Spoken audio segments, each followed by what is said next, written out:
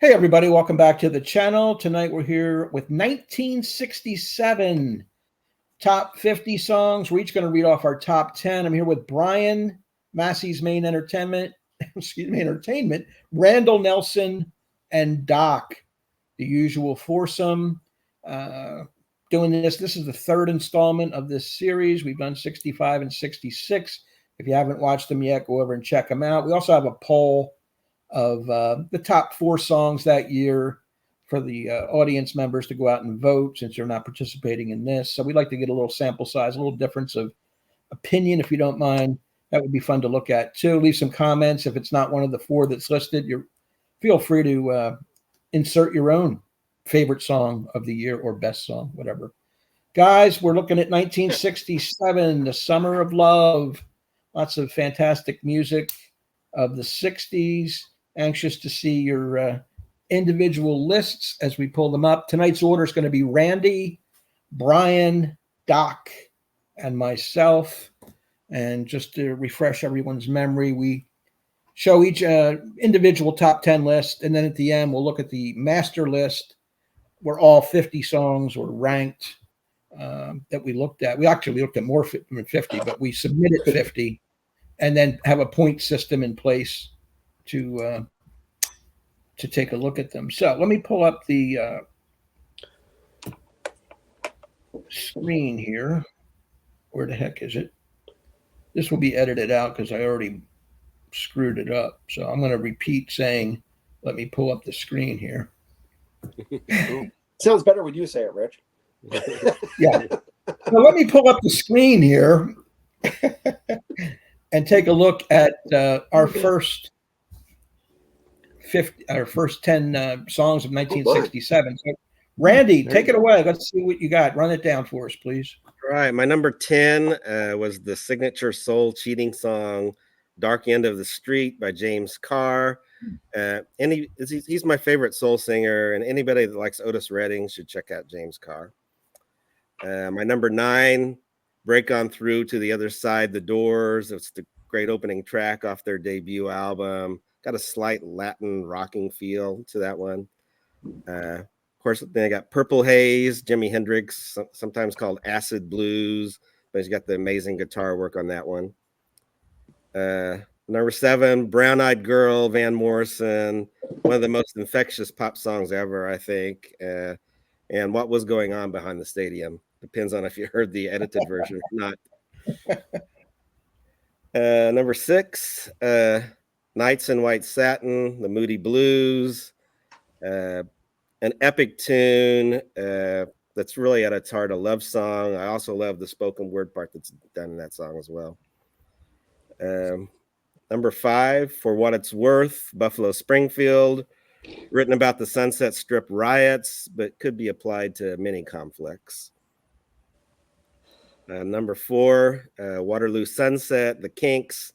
I think one of the most beautiful songs and kind of a personal reflection by Ray Davis.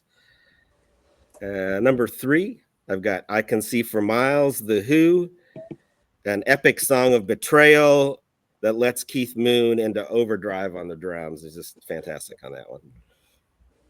Number 2, I've got A Whiter Shade of Pale, Procol Harum. Got some classical elements in that, and one of the most soulful vocals in rock is Gary Booker.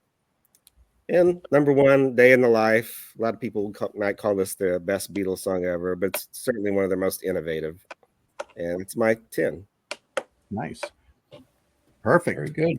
I matched a lot more with this list with you, Randy, for sure. I think I matched five songs.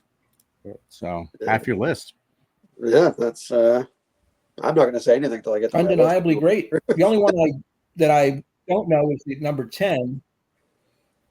Yeah, I think you're going to see quite a similarity between Randy and Doc's list. But, yeah, in more ways than one. Oh yeah, yeah. No, I mean, we all have similar songs. Just to tease it a little bit, but that a fantastic list. Obviously. All right, yeah. we're going to go over to Brian and check his out. Let's pull it up. All right. Boom. And well, at number 10, obviously that's our first match here. I obviously had Purple Haze here. our lefty Jimmy and his great guitar work.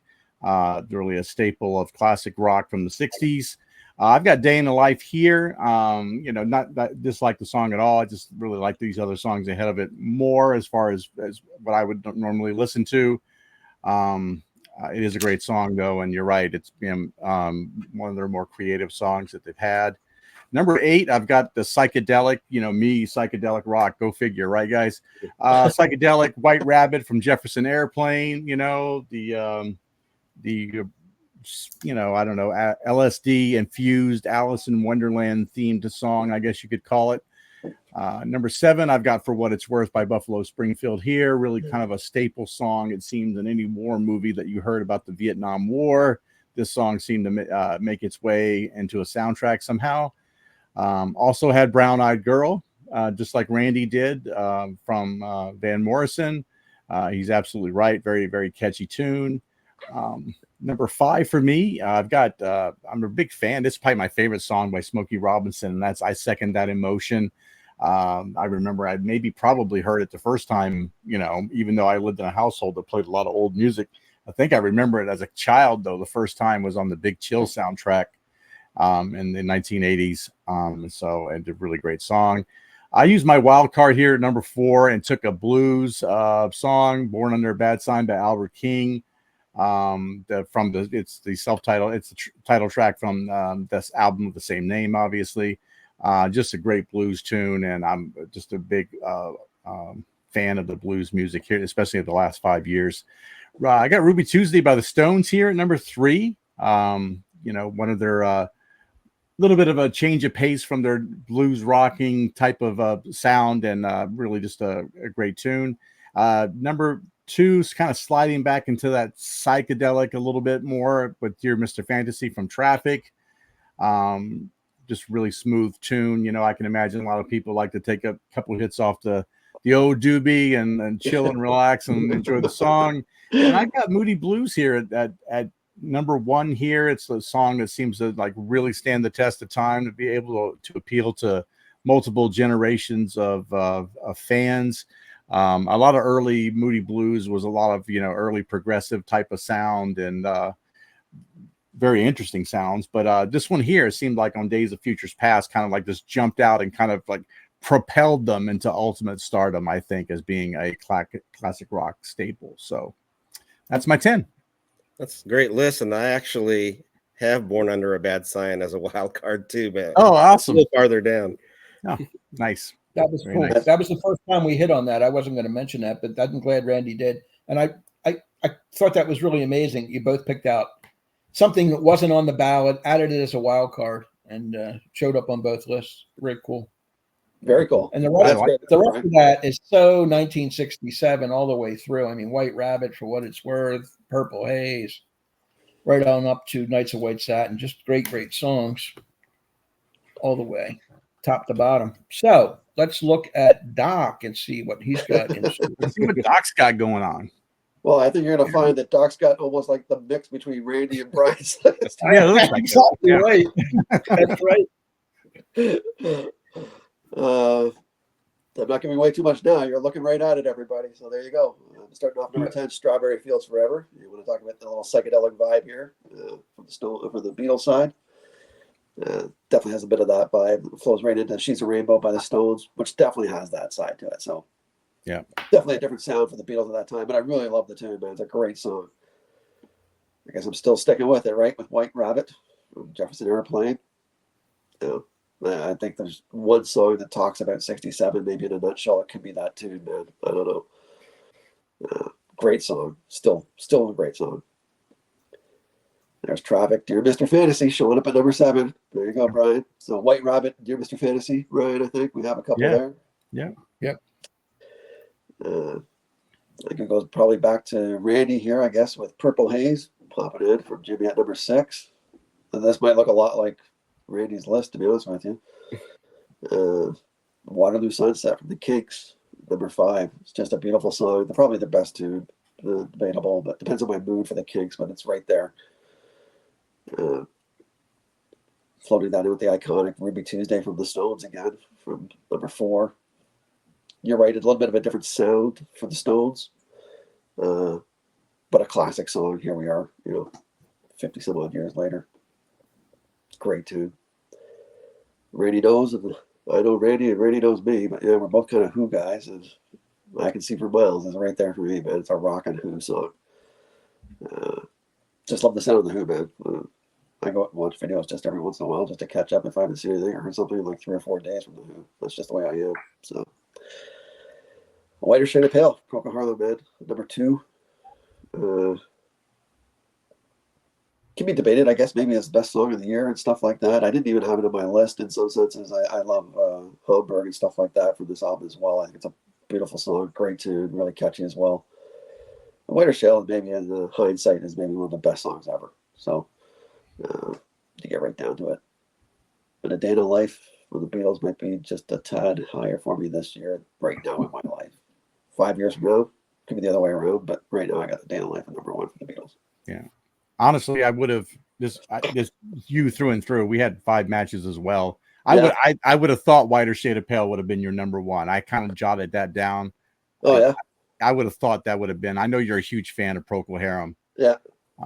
But that's fine. Like you said, your opinion can change 2 years from now, 5 years from now, 10 years from now. Who knows? You never know. 10 different songs. Yeah, our top 3 was the same, I think. I know. Yeah. You had That's White hard- Rabbit. That's hard to do. Yeah, White That's really Rabbit in the amazing. exact same spot as me. I mean, that's, Oh, I did? Yeah. yeah. So, Yeah, everybody's had Purple Haze, right? All 3 of you had it. in yeah, your all top 3 of us. 10. Yep. So let's see if I can follow suit. I have to look and see what I have here. It's been a while. All right. Yeah, I do have it. Okay. I'm going to start out with the Box Tops, a little pop soul music, The Letter. Give Me a Ticket for an Airplane. Love that Alex Chilton vocal on that song. Number 9, I went with Respect for Aretha Franklin, her biggest claim to fame, most likely. Wanted to stick it in the top 10 somewhere. Then I've got the psychedelic tune White Rabbit. As Brian said, a little acidy take on Alice in Wonderland. I love Grace Slick's vocals as well. Purple Haze made it to number 7 on my list from Hendrix. Just a timepiece for that particular late 60s period. I have Nights in White Satin at number 6. Undeniably great song from Days of Future Past. And Ruby Tuesday cracked my top 5. Stones. Love it.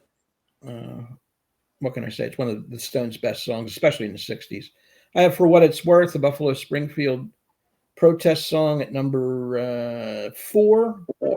Waterloo Sunset. Everybody's commented on the beauty of it. I'm right there with you. It's arguably my favorite Kinks song. I have Whiter Shade of Pale at number 2.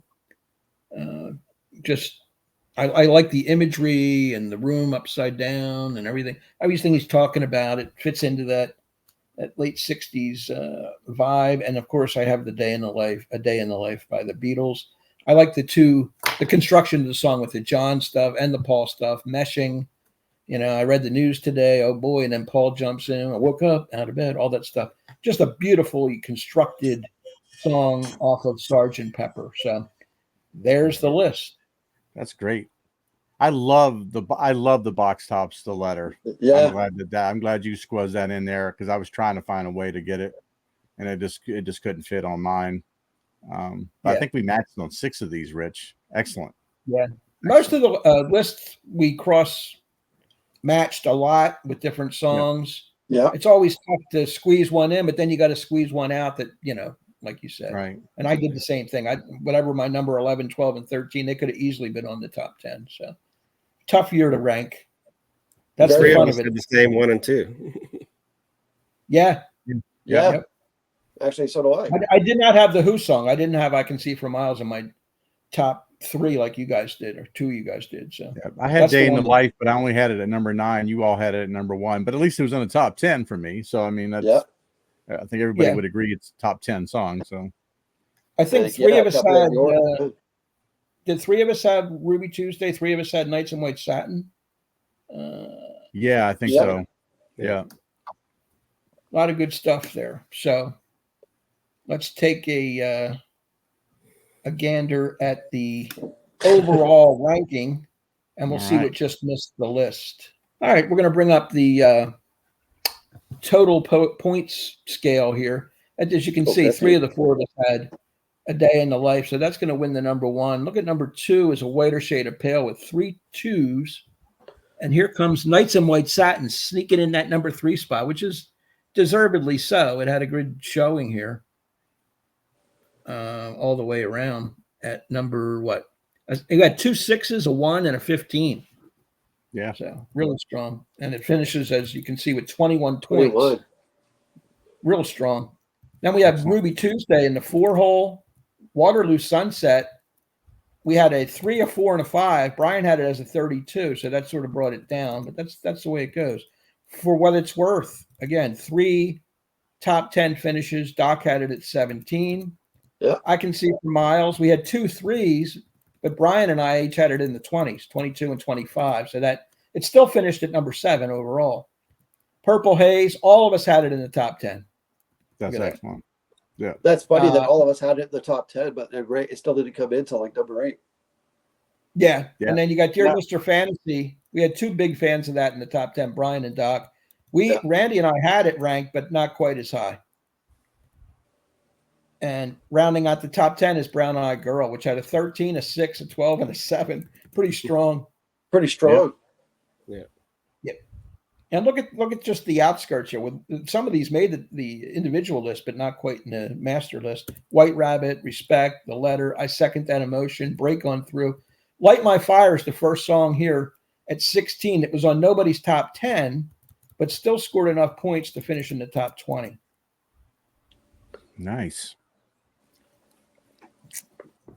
So just a good barometer of things. Very cool.